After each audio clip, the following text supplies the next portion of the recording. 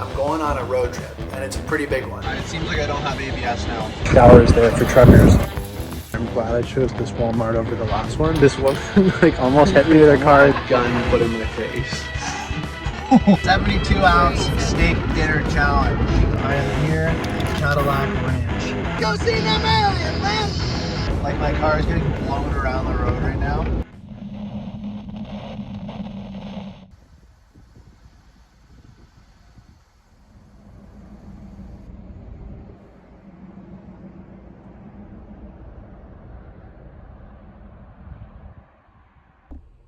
Okay, it's like 6:45. I woke up at 6:30.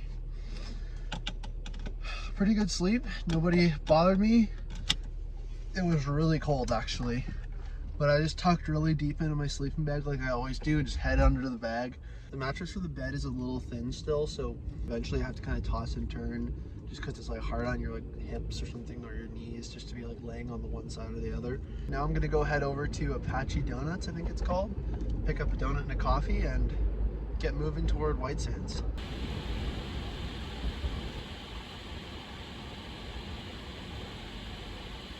Big truck took the whole spot. It's so big.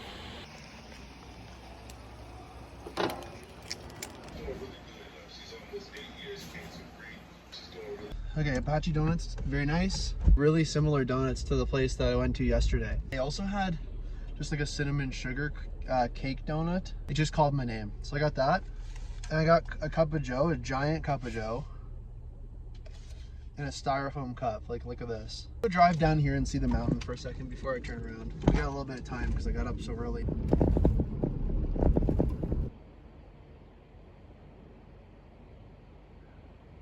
And Ruidoso is such a beautiful downtown.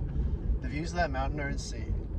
I keep trying to take a picture of it. I got my Sony out and the battery was like at like 80% yesterday. It's dead this morning because of the cold, I think. I think I'm gonna have to start sleeping with my batteries if it gets that cold at night because they're all dead in the morning. Thankfully, with my Canon F1, since it's all mechanical, I can still shoot that. So I got a picture of the mountains like that.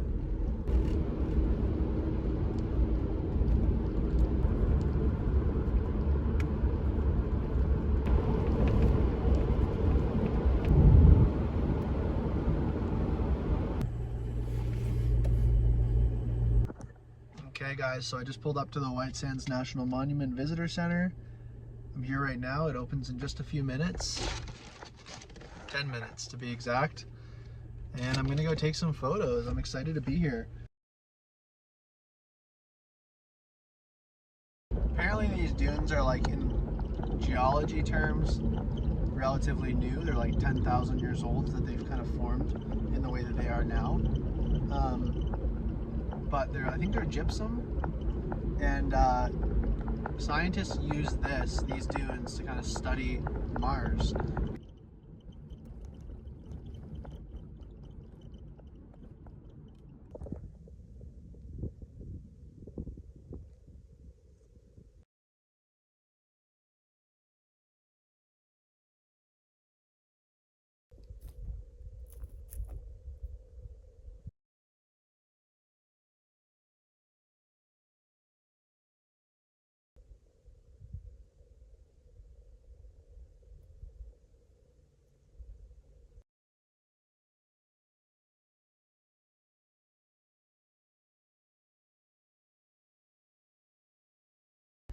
Okay, great time here at White Sands.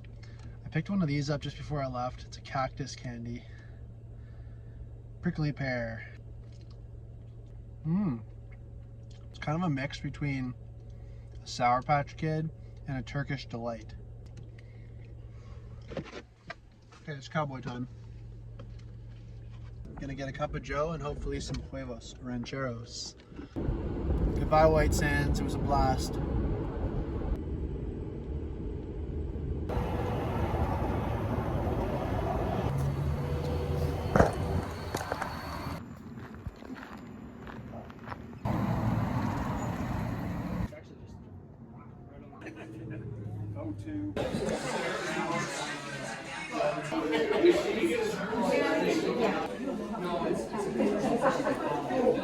They are good.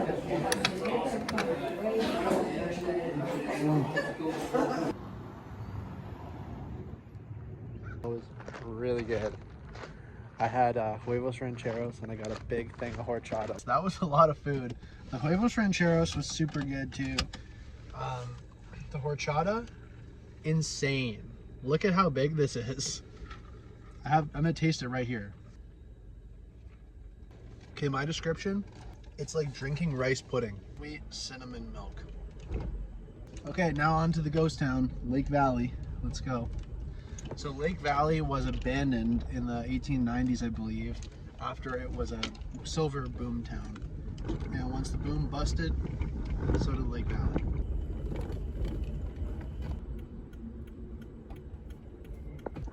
Okay, passing through town on my way to Lake Valley. I just came through this spot called Hatch. Really cool little New Mexican town. A lot of cool buildings. Seems like they have tourists come through. It's a neat little place.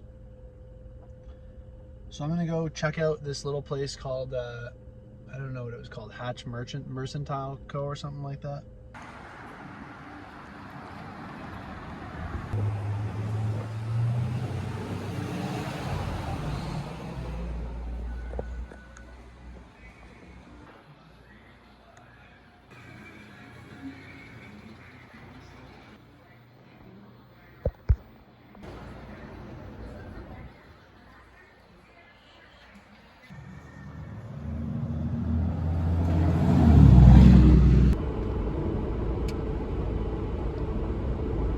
That place was really neat.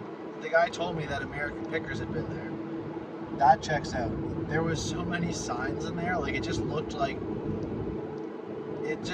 an American Pickers store. It looked like a picker's dream, honestly. I wish my dad could be here to see this, honestly. He's alive, he's just not here.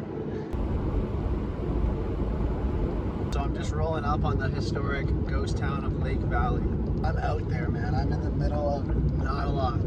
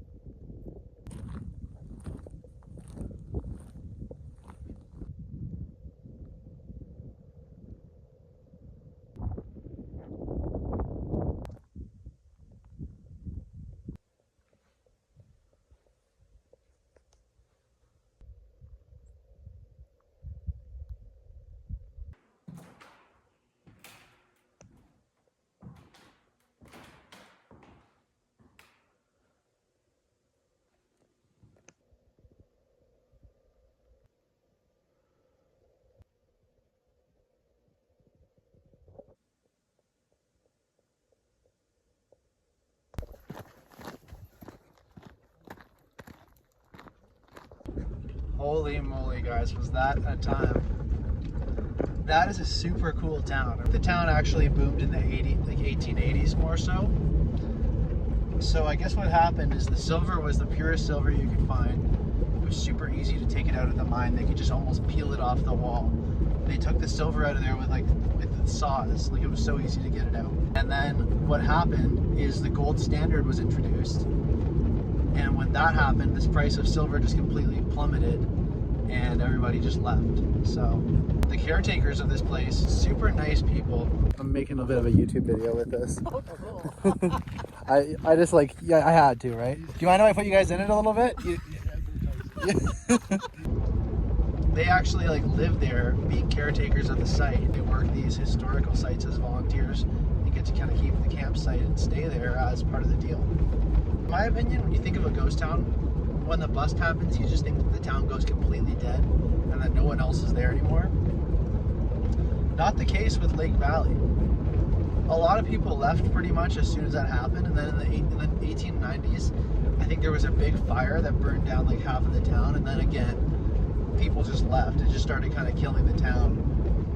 And then it dwindled, but there was like 2 families who lived there until like the late 1900s. One woman lived there until the 1980s, and then the last family that left, I think they were called the Martinez family, they were there until 1994, living in that abandoned town. 2 really cool sights seen today, and then the good huevos rancheros in the middle. And believe it or not, I still have all this horchata left.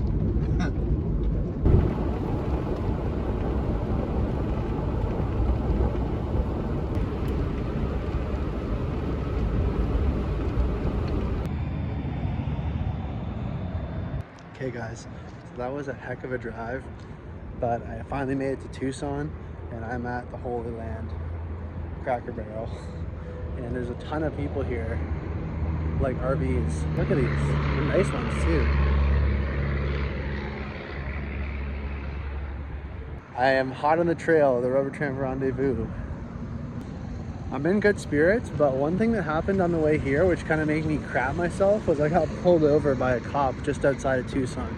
I didn't know what I did. Turns out what I did was I should have I passed a transport truck that was pulled over on the side of the road, and I didn't like fully move over to a second lane. I gave him some room, but the cop interpreted that as me bouncing between lanes. So he was, I think, concerned that I was like on drugs or something, and then realized that I was just like a lost tourist basically.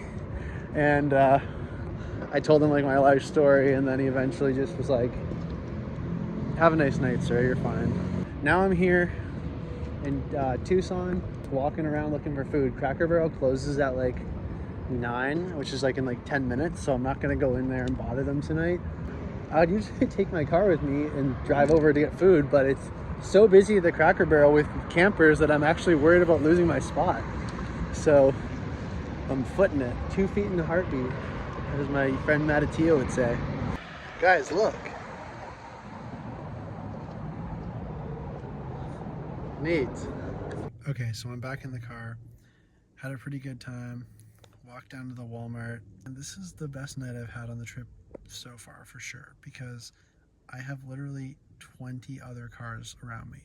There are so many. There's Class A RVs, there's Class C RVs, there's like 8 Sprinter vans. I feel a sense of security that I have not felt at any of the other experiences I've had camping at Walmarts this trip.